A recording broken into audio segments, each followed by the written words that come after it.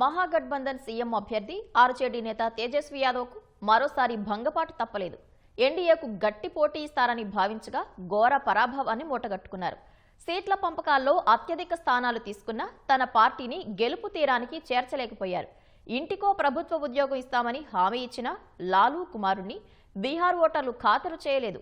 లాలూ హయాం నాటి జంగిల్ రాజ్ పాలన, యాదవ ముస్లిం వర్గంపైనే ఆధారపడటం వంటి అంశాలు మహాగఠబంధన్ ఓటమికి కారణాలుగా రాజకీయ విశ్లేషకులు అభిప్రాయపడుతున్నారు.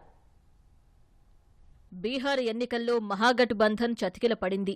ఆర్జేడీ నేత తేజస్వి యాదవ్కు మరోసారి నిరాశ ఎదురైంది.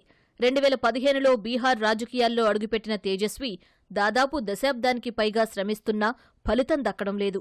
తాజా ఎన్నికల్లో ఘోరంగా పరాజయం కావడంతో తేజస్వి భవిష్యత్తు సందిగ్ధంలో పడింది.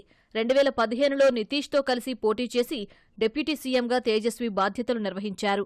కొంతకాలం తర్వాత నితీష్ తిరిగి బీజేపీతో జట్టు కట్టడంతో అప్పటినుంచి తేజస్వి ప్రతిపక్ష నేతగా కొనసాగుతున్నారు.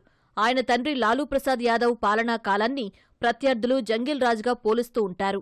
శాంతి భద్రతలు పూర్తిగా క్షీణించడం, దాడులు, వర్గపోరు, హత్యలు, హింసాత్మక ఘటనలతో బీహార్ వెనుకబడిన రాష్ట్రంగా ఉండిపోయింది.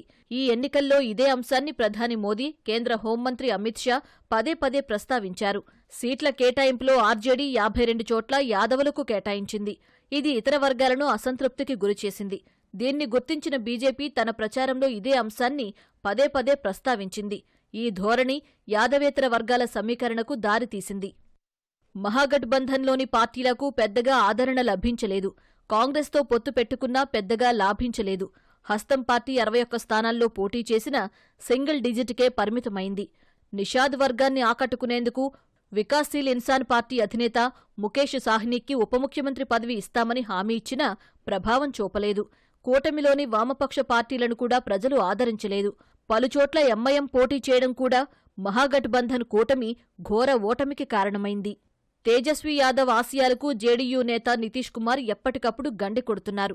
2005 నుంచి ఆయన సీఎంగా కొనసాగుతున్నారు. నితీష్ పాలనలో శాంతి భద్రతలు మెరుగుపడ్డాయి. కొంతకాలం ఎన్డీఏ నుంచి వైదొలిగినా మళ్లీ అదే గూటికి చేరారు.